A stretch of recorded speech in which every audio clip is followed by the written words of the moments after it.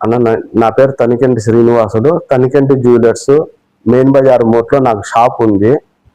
నా మీద కొంతమంది దుష్టశక్తులు హేమంత్ రెడ్డి, విజయలక్ష్మి, ఇంకా మరికొందరు రామేశ్వరం లక్ష్మీదేవి, దేవుడి రామాంజనేయ రెడ్డి, శంకరాపురము చంద్రశేఖర్ రెడ్డి, వీళ్ళంతా నా మీద కుట్ర పన్ని మా తమ్ముడు ఏదో కోర్టులో బాండ్లు ఉంటాయి కదా, ఆ బాండ్ల మీద నా మీద దాడి చేస్తున్నారు. నేను డబ్బులు ఏదో బ్యాలెన్స్ ఉన్నట్టు నా మీదకి వస్తున్నారు.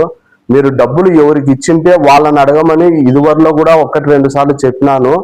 అయినా కూడా వాళ్ళు వినుకోకుండా నిన్న శుక్రవారము పొద్దున ఉదయం 10 గంటలకు నేను షాప్కి వచ్చేటప్పుడు షాప్ దగ్గరికి వచ్చి నా మీద కొంచెము 18 మంది 11 మంది లేడీసు, 18 మంది 7 మంది మగోళ్ళు కలిసి 18 మంది నా మీద దాడి చేయాలని చెప్పి చూసినారు. వాళ్ళ దగ్గర మారణాయుధాలు కూడా ఉన్నాయి. దానివల్ల త్రుటిలో మా దగ్గర గుమస్తాలు కొంచెము చూసుకొని నేను గట్టిగా అరిచే లోపల నాకు రక్షణ కల్పించినారు. లేకోకుండా నా ప్రాణాలకు చాలా ఇబ్బంది ఉండేది. దానివల్ల నేను ఈ ప్రెస్ మీట్ కూడా మీకు పెడుతున్నాను. దయ ఉంచి మీరు కోర్టులో ఉండే దాని గురించి కోర్టులోనే చూసుకోండి. నాకు ఏమైనా మీరు డబ్బులు ఇచ్చింటే నన్ను అడగండి. నాకు ఇవ్వని డబ్బుల గురించి కానీ, నేను తీసుకొని డబ్బుల గురించి కానీ, నేను ఏమైనా కోర్టులో ఉంటే గిన వాళ్ళు చూసుకోండి. కోర్టుల పరిధిలో ఉండే దాని గురించి వాళ్ళ అన్నను అడగాల్సిన అవసరం లేదు. మా తమ్మునికి మాకు సంబంధాలు లేక 10 సంవత్సరాలు 11 సంవత్సరాలు అయింది. ఎవరి ఆస్తులు వాళ్ళని పంచుకున్నాము. ఎవరి కొద్ది వాళ్ళు ఎవరి పత్రాలు వాళ్ళ దగ్గర ఉన్నాయి. ఎవరి ఆస్తులు వాళ్ళు ఉంటారో ఉన్నించుకుంటారో అమ్ముకుంటారో మాకు ఎలాంటి సంబంధం లేదు. వాళ్ళ ఆస్తులు దగ్గరికి కావాలంటే పోయి మాట్లాడండి, అడగండి. అంతేగాని మా మీద పెత్తనం చేసి, మా మీద గూండాయిజం చేసి, మా మీద మారణాయుధాలు తీసుకొని వచ్చి మమ్మల్ని ఇబ్బంది పెట్టాల్సిన అవసరం లేదు.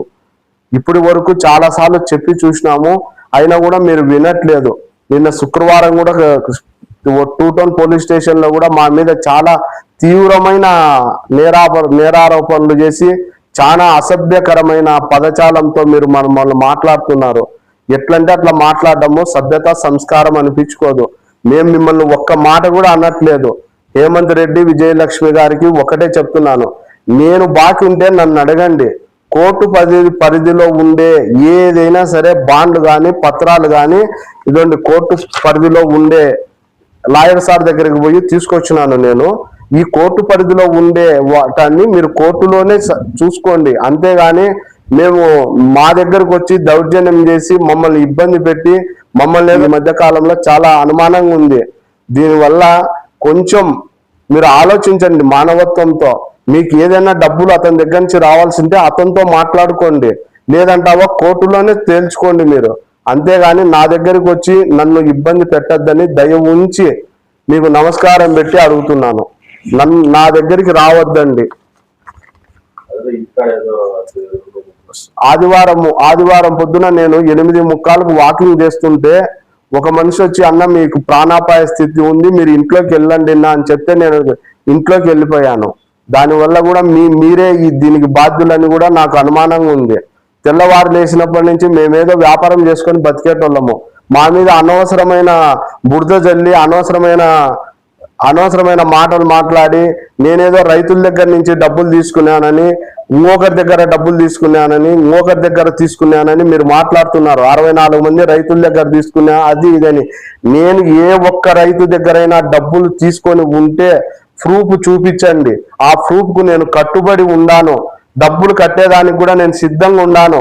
డబ్బులు నేను ఎవ్వరికి అప్పు తీసుకోను. మా మిస్సెస్ నాకు 10 సంవత్సరాల 12 సంవత్సరాల కిందటే నాయన బాండ్ రాయొద్దు, బాండ్కు డబ్బు తీసుకోవద్దు, ఇది మంచి పద్ధతి కాదని ఆమె చెప్పి నాకు, నేను ఏ రోజు అప్పు చేసినోని కాదు, అప్పు తీసుకున్నోని కాదు.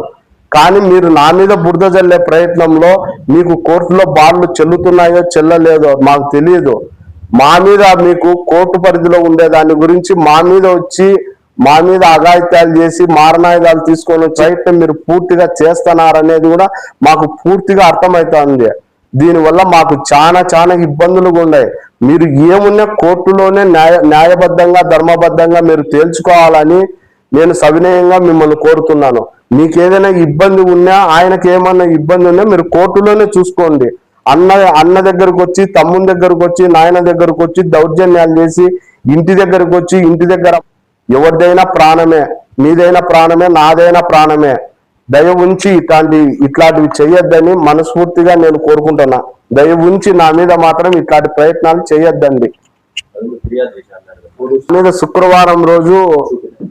నా మీద శుక్రవారం రోజు 18 మంది వచ్చి అటాక్ చేస్తే నేను 2 టౌన్ పోలీస్ స్టేషన్ దగ్గర పోయి కంప్లైంట్ రాసి ఇచ్చినాను. దాని మీద ఎంక్వైరీ చేస్తున్నారు పోలీసు వారు. వాళ్ళు ఎంక్వైరీ అయిపోయిన తర్వాతనే ఏం జరుగుతుంది అనేది తెలుస్తుంది. నా మీద 18 మంది మారణాయుధాలు తీసుకొని దాడి చేయడం అంటే ఎంత అమానుష్యంగా ఉందో. ఇంత ప్రొద్దుటూరు పట్టణంలో ఇంత నడిబొడ్డున, బంగారంగల్ల నడిబొడ్డున కత్తులు కటార్లు తీసుకొని వచ్చి పేపర్ల మధ్యలో తీసుకొని బొగ్గిట్లో పెట్టుకొని వచ్చి మీరు మారణాయుధాలు తీసుకొని వచ్చి దాడి చేస్తున్నారంటే మీరు ఏం చేస్తున్నారో మీకు అర్థమవుతుందో లేదో మీరే ఆలోచన చేసుకోండి. దయ ఉంచి కిరాయి రౌడీలను తీసుకొని వచ్చి కిరాయి వాళ్ళకు తీసుకొని వచ్చి డబ్బులు, నాకు అనుమానంగా ఉంది మీ మీద. దయ ఉంచి పెద్ద మనుషులకు కూడా ఒకటే మాట చెప్తున్నాను, మీరు కేవలము డబ్బుల కోసమే మనుషుల్ని ప్రాణాలు తీసేటట్టుగా ఉన్నారని కూడా నాకు అనుమానంగా ఉంది. నా ప్రాణానికి ఏమి జరిగినా దేవుగుడి రామాంజనేయ రెడ్డి, శంకరాపురం చంద్రశేఖర్ రెడ్డి, కొవ్వూరు చంద్రశేఖర్ రెడ్డి, హేమంత్ రెడ్డి, విజయలక్ష్మి, ఇంకా మరి కొందరు వారి బంధువులు ఉన్నారు. వాళ్ళది కూడా మా దగ్గర వీడియో ఉంది. నా మీద దాడి చేసినప్పుడు కెమెరాలలో నుంచి వీడియో రిలీజ్ చేస్తాము. దాన్ని కూడా రేపు మన్నాడు కోర్టులో దాన్ని సబ్మిట్ చేసేదానికి రెడీ చేస్తున్నాము. కోర్టులో సబ్మిట్ చేస్తాము వీడియో అంతా. నా మీద మారణాయుధాలు తీసుకొని వచ్చి మీరు దాడి చేసేది కూడా నా దగ్గర వీడియో ఉంది. దాన్ని కోర్టులో హాజరుపరుస్తాను.